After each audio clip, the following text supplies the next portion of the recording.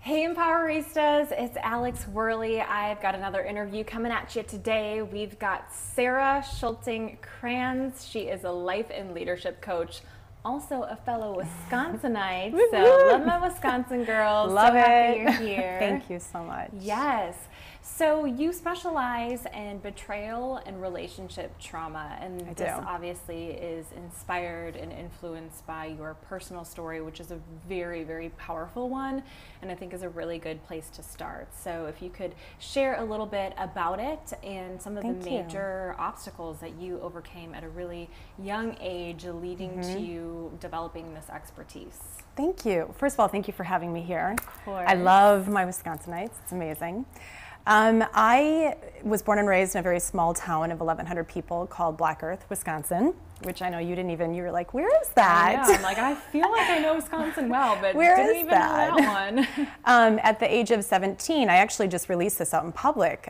Just recently, after the Me Too, everything that happened with that, I was raped at the age of 17 by somebody that I knew, who I was friends with at the time. And unfortunately, because I was born and raised in a very small town, the police, when I went to the police and told them what had happened, they didn't believe me. Unfortunately, yet fortunately, because I love my son, I became pregnant at the time as well, and chose, that was my very first trauma, my first big trauma in life, I chose to have my son. And he's an amazing 26-year-old kid right now in China who's loving life, and love him to pieces. So really that was the catapult for me into what then happened later on in my life, another 20 years down the road. When I was living in a small town, because it was such a small town, and it caused a lot of controversy, admittedly, and a lot of hurt feelings, and because my family, I come from an amazing family with 2 older brothers and my parents. My mom, which was the very start to what I got into now, used to walk me down the street, down the main street of Black Earth, and she would tell me, every step that you take, you're going to be healing, and every step that you take, you're going to hold your head high, and you're going to know that every step that you take in your life, you're taking from a life of purpose. And so really, it gives me goosebumps even talking. I know that it gives me goosebumps. I know, like, that is so powerful. Like, go mom. I know, wow. Go mom, right? I know, my mom is incredible. My parents are incredible. And I don't think she even knew at the time what she was doing for me. It's interesting because now that I became a life and leadership coach, and I tell her that, I said, I want you to understand now that you're 70-something, I won't give up her age, years old, what you did for me as a daughter. I was the only daughter. I was the youngest. I have, like I said, a brother that's a year older than me and 2 years older than me, and we're just a very tight-knit family. And so she really, I think, showed my brothers as well how to treat girls, how to treat women, how to treat females.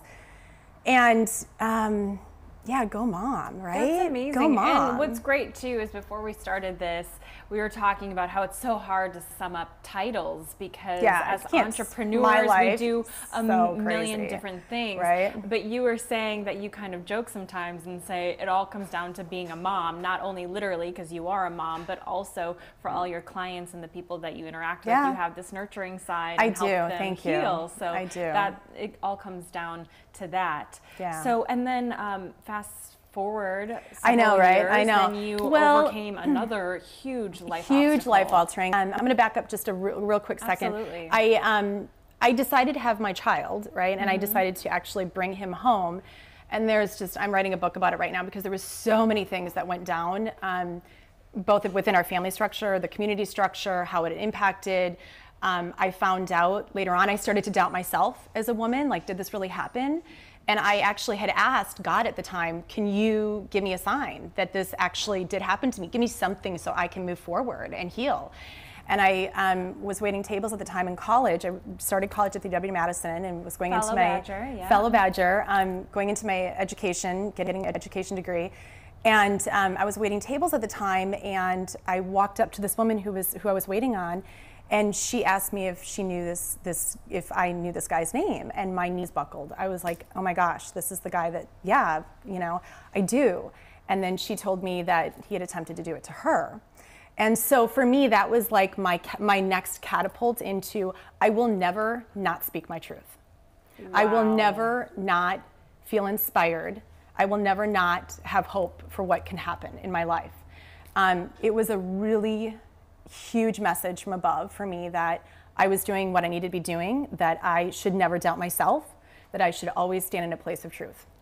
That's incredible. And I know that we weren't necessarily going to go down this road, but I think it's an important one to go down, and that is explain the experience a little bit about being sexually assaulted, because it's very timely. It's being talked about right now, and which is great that the conversation is being started. It's not so great that it has to be talked about because it's so prevalent, and I think it's something that a lot of people don't understand, that for people who haven't experienced it, it can be judged as an obvious thing that you would go to authority or that you would speak your truth, but it's not easy, because there's a lot of doubt and shame and people telling you that you shouldn't speak about it. So if you could speak to that difficult side of it, that it's even just hard to come to terms with, not only with yourself but also with the public.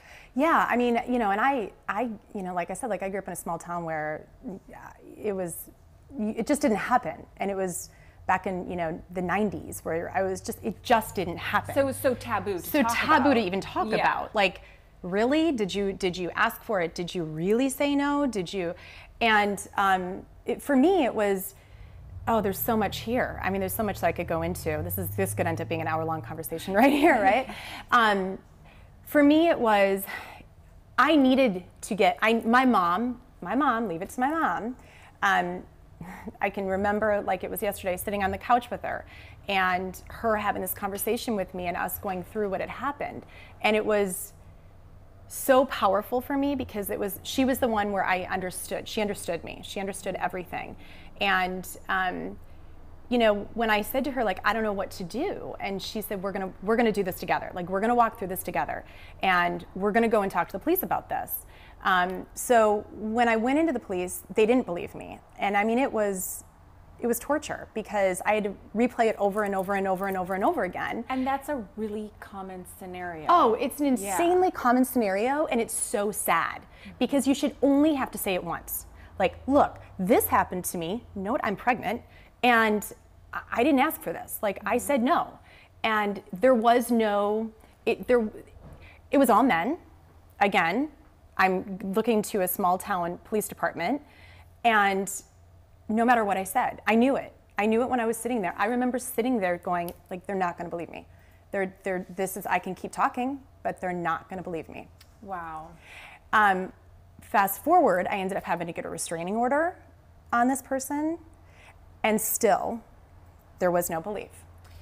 Incredible. So yeah, I appreciate you sharing your experience a little bit because I think it's important for people to understand that it's not easy to share your truth. Yeah. And but now if you could speak a little bit to how you did ultimately share your truth. You shared the story, how you came to wanting to. How did you come to forgiveness and healing? That's a whole nother thing. So just with this particular situation, well, interesting. I was driving to school, college, to the university. I ended up having my son. My parents helped out. They stepped up. We rearranged our entire family life, and I was still going to Madison and still living at home at the time. And I was driving in one day, and I remember where I was in the Hales Corners, as you may know where that is. Yes. I was driving down the road. I remember having this next intuitive hit of, you just need to keep doing what you're doing and believing in what you're believing in, because this is going to become a book someday. You're going to be able to speak your truth. Just keep doing what you're doing. And that was a big thing for me because, I mean, when you're walking around all the time, you're talking to your fellow, classmates in college, and they're having fun, and you're like, I got to go home to a child who I love dearly, but I can't really speak my truth because who's going to believe me? And, you're trying the whole dating thing, and well, who's going to believe me? And, just everything that comes around you that surrounds this entire situation. Mm-hmm. Really, though, that was what it was just keep doing what you're doing. Like wanting to turn your pain into your purpose. Absolutely. Yeah. And I knew in that moment at some day I was going to be able to. Wow. And so, Yeah, so. Okay, and then fast forward to the other big major obstacle that you because that wasn't enough. Right. Right? So, and then when I was in college, I met an incredible man. I love him to death. I mean, I still, I have tremendous admiration for him. We became best friends, and I had obviously Jacob, and he loved him like his own son. Ended up getting married to my college sweetheart.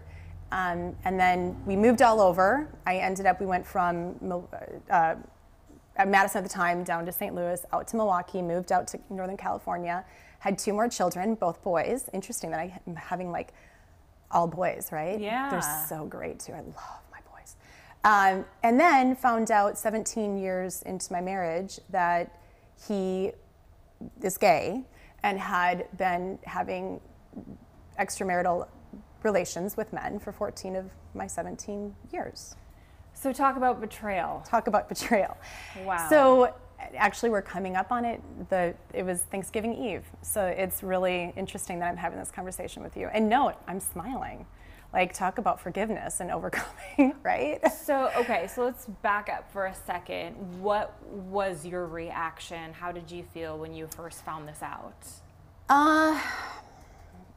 Honestly, it was within 30 seconds where I looked at him and I said, we're getting divorced. And then literally within another 30 seconds, I said, I will find forgiveness for you. Wow. Yeah. Had forgiving someone before in such a huge capacity really helped you be able to forgive? Absolutely. Again, yeah. Absolutely. It's interesting because it's not like I asked for any of this. I truly believe, I have this absolute belief that if you look at what happens to you in your life and you realize that they don't define you, if you learn to overcome them and power through them, you find your own empowerment moving forward, and they're happening for a reason. I know that a lot of people hate that term, this happens for a reason. There is not one thing that hasn't happened in my life, though, that hasn't led me to the next best thing, including marrying him. I mean, I have insane children. I mean, my boys are incredible kids. And, we support each other, we love each other. It's just amazing. So I love my family. It's not exactly what I expected.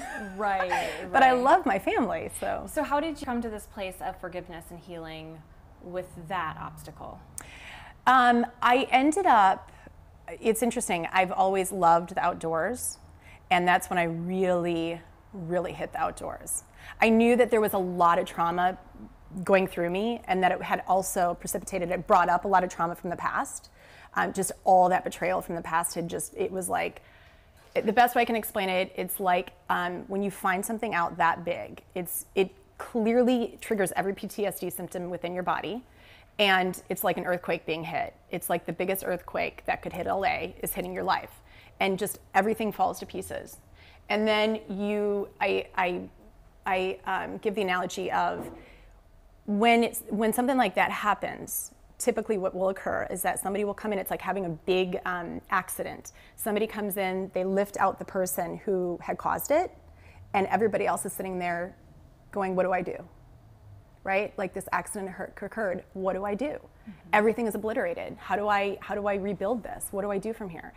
And that's how it was with him. I mean, there was a lot of other factors going into it. We had to take him to rehab. So I did that. I helped, get him into rehab. Again, he's amazing. So please don't ever think that he's, I know that this sounds really, but he's doing an amazing job. He's just a really good guy who, couldn't speak his own truth, sadly. And so that's what really hurts more than anything. It's not even the fact that of course it happened. It's more that I felt like I've always lived my life of truth. And so for him not to feel like he could do that beside me is what hurt. Because sure. I really wish more than anything that he could have done that. And he is now. And we're supporting him in that, which is great. Yeah. So what does life look like now for you, both on a personal and professional level? So, well, this happened at 40-ish. Do you like how I say 40-ish? I was like, I don't know how old you are, so I'm I don't 44. know. I was like, you look very young to Thank me. you. So. I am 44. So about 4 years ago. So it happened 4 years ago, and I clearly power through stuff. I have this whole thing, like, I'm on this earth for so much time. I want to suck up every moment that I can and not, cry over my spilt milk, as my parents used to tell me. Walk the walk, not talk the walk. That's my dad's famous phrase. That's a good way of Isn't it a great phrase? My dad used, and how perfect with my mom, right? Like walking down Main Street. Yeah. So I spent a year just really focusing on me and also David and my ex and the kids, and just really figuring out, what is our family going to look like from here? What is the foundation going to look like? How are we going to go from here? So that was my very first year. Second year, I ended up going back to school, and I got my professional life and leadership coaching certification. And I knew that because I was spending so much time in nature and the outdoors. I was hiking the Grand Canyon, I was running ultra marathons on Catalina Island, I was paddling from the mainland out to Catalina Island and back again. Hence the title of this interview, of Living Boldly, right? And Like a Badass. Like a badass. Yes. Overcome your badass, like step into it, step into your badass life. So I knew that I had something there because the trauma wasn't, it was like it was releasing through me. There was through movement, it was actually it was releasing. And also, I was writing, I was doing all sorts of other stuff too, but really it was the movement and the physical, mind, the mental side of it that really pushed me to where I was feeling like I was overcoming it. I mean, I was overcoming it during that process.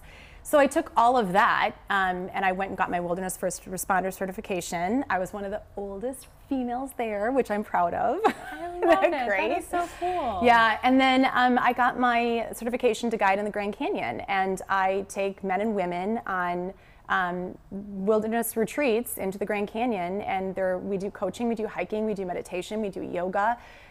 We do just a ton of work on self, but we have so much fun in the process. That is so cool. So much fun, right? I know. Because she's a badass. Don't forget. There's a reason why this interview is themed that way. Yeah, no, I mean that sounds absolutely amazing, and you reinvented yourself really, and that obviously took not identifying with your past. I love what you said. Your past doesn't define you. It doesn't define you. It can only help you in the future be more connected to your purpose, which is what you did. But you got a lot of pushback. Because I did. Of course, I totally got pushback. Not everyone sees that. Oh, yes. And so you got obstacles and pushback about being a mom, You're a about mom. Never having been a business owner, right. about being too old, which is ridiculous. You're in your 40s. Oh my gosh. But yeah, so speak to that, about really owning that truth and living out what you felt was your purpose. Well, so I have two purposes here. Like, the purpose for me, number one, is always being a mom, right? Like, that's like, I want them to marry a strong woman someday, or a man, whatever they choose. And I want them to also just really I want them to appreciate themselves. I want them to live your own authentic life, step into the amazing gifts that have been given to you, and really own it. And so, and don't have this thought or this, this judgment on yourself of, well, but can I really do that? Yeah, you can't. Like my whole thing is, somebody's got to do it. Why not it be you? That was always my thing. Like, that's always been my thing. And you don't have to do it for everyone. It's like finding the people that you're meant to reach, Sure, absolutely. And so really that was my main purpose, was to step into living a life on purpose so that my kids could also see that. I wanted them to be. And that's not talked about enough, about your biggest impact is always going to be children. For your family, your children, if you have them, the people who are already in your inner circle, Absolutely. Absolutely. That's where you should start, for sure. Well, and I also saw how it impacted my family. This whole thing just really impacted my family, and it was like a secondary impact on them. They had already gone through one other thing with me, and now they're going through this. And so really I felt this push, this need to take something from it and use all the gifts that my parents taught me, that my grandparents taught me, that my cousins, my aunts, my uncles, like everybody, and really just to move into it. So that was my biggest purpose. And then my secondary one was, I really wanted to give back. Like, I wanted to live a life of purpose. I missed teaching. I really missed it. Like, I was loved I can say it. I was a really good teacher. And so, right? I know, I loved teaching. Like I loved it. And I had to leave it to come out here. And I really wanted to get back into that, and I didn't know how it looked. So when I figured out, oh, I've got something here with like guiding retreats and I guide in the 6-pack of Peaks in SoCal, and I do corporate wellness programs for different organizations. And I just thought, you know what, like, I want to take all of that and create something really cool from it that nobody else has done. Yeah. And so, and collaborating with women, I mean, come on. That's come beautiful. on. It was amazing. So then I'm writing my book right now as well, and having a blast with it. Exciting. Well, congratulations on your beautiful life that you've definitely created. Thank you. I know that you took certain strategic steps to be able to create this. Like, for example, you downsized your home. If you could there's that. Speak to some of your lifestyle changes. My lifestyle changes. Well, okay, so yeah. So I chose this year. I like to put goals ahead, right? Like set goals, obviously with me being a coach. It's like I have things that I want to do. And this was the year I wanted to sell my house. So I chose in January to downsize from my 4,200 square foot house, and I sold 95% of my stuff, and the boys as well, they did this, and we moved into an 800 square foot space across the street. With your 3 boys? No, so the oldest lives in Hermosa. But he doesn't live with us, but the other 2. Yeah. So, and my whole thing was, I want to live a life where it's not about things, it's about experiences. Mm-hmm. And so I told them, before you bring anything into this house, I want you to look at it and figure out, just decide for yourself, do I need this? And if I need this, why do I need this? Mm-hmm. What connection does this have to me? I want it to fill your soul, not your things, not the space. Like, we don't need any more space filled. We need your soul filled, and you as a human being filled. And so we sold everything. And so it was amazing. I love it. And I really wanted to also. It brought probably a lot of freedom. Oh my gosh. Are you kidding? Like, I walk into that space and I'm just, it's like releasing everything. Yeah, it allows you to live more. Totally. That's awesome. Yeah, okay. Totally. So what is a takeaway that we can leave the Empoweristas if they've dealt with trauma and maybe are identifying with it and just letting go and reaching that forgiveness and that healing that you have to move on and ultimately to live a badass life? What's a key takeaway that we can leave with them? So there were a few different things that happened throughout this. One was, when you were talking about me being, 44 years old and doing, reinventing my life in their 40s, one of the things that hit me was, when I was questioned so much, was, how do you do all of these things when you're a female? How can you be guiding people in the mountains when you're a female? How can you be doing the work that you're doing when it's mainly a guy's world, right? Mm-hmm. I am going to get back into the trauma piece. What I started to do was take my red heels as my empowerment strength. That was my sign. That was my thing that I wanted to connect to, my symbolic thing. It represents love, passion, strength. There's red, embodies so much. Yeah. And on every peak, I put them on and I take pictures. I take a picture of, like, this is this was another peak that I climbed. This is another thing that I did. And really, that's my thing. Like, I put my red heels on because I am a woman. Thank you. And and yes, I am a wilderness guide, and yes, I guide in the Grand Canyon, and yes, I'm a coach, and yes, I butt up against a lot of things that aren't of the norm, but that's my thing. And really, so for me, it's when people are up against things like this, their own traumas, don't stop moving. Find your own peak. Set your own intention. So every time that I go on a hike, or anytime that I go on my paddleboard, or anytime that I do anything, I set my own intention of, why am I doing this? What do I need? If it's clarity, ask for clarity. If it's signs from around you, ask for signs from around you. Those butterflies that float in front of you, they're there for a reason. The birds that fly around you, they're there for a reason. Notice everything that comes up around you. And really then also, like, embody yourself. For me, my embodiment was those red heels. I love those red heels. And so step into who you are. And that's where the healing happens. It's within you. Like, the trauma is just a part of you, but it's not going to define you. You have to release it. I love that. That is so beautiful. And it comes back to what your mom said, like, take one step forward. One step forward. Each step forward. Who would have thought? Is healing. So beautiful. Who would have thought? If we could end with this, what is your definition of empowerment? Gosh, you know what's so funny is I was thinking about that this morning when I was on my run. What is my definition of empowerment? My definition of empowerment is truly speaking your voice. That is my empowerment. My definition of empowerment is truth, inspiration, hope. It's the three things that I was looking for and I set out for since I was 17, since my first thing happened. And I live my life every day in that. Truth, inspiration, hope. Well, you truly are a badass, and thank you so much for sharing your truth and your voice with us and blessing so many lives. Really appreciate it. Thank you. And let us know what your definition of empowerment is in the comment section below, and we will see you next time.